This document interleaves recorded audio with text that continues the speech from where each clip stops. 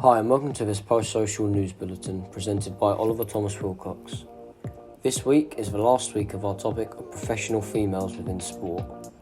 For our podcast we bring you this week, I talked with Olivia Laker of the Manchester FA and Amy Lawrence, content creator for Miskick. As well as the podcast, we also bring you 2 blog updates going into more detail from our previous podcasts with Neve Coyle and Olivia Laker. In our first podcast we bring you this week, I talk with Football Development Officer at the Manchester Football Association, Olivia Laker.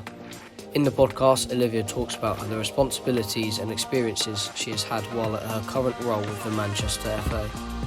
We also talk about her passion for the sport and how she first picked up an interest for playing and watching football. For our second podcast of the week, I talked with Amy Lawrence, content creator at the Miskick Foundation. During the podcast, we discuss her passion for the sport, including a podcast she does around the Liverpool women's football team. We also talk about the Miskick Foundation and what they can offer.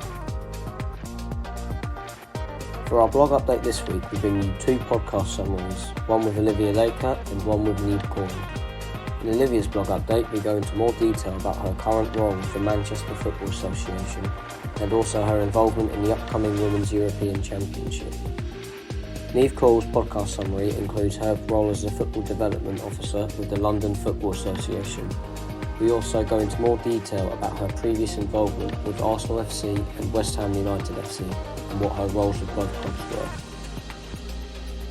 In other news, it has been quite enjoyable for us at Post Social in delivering a series of online health and nutrition workshops to different UAE schools and making a positive difference to those students.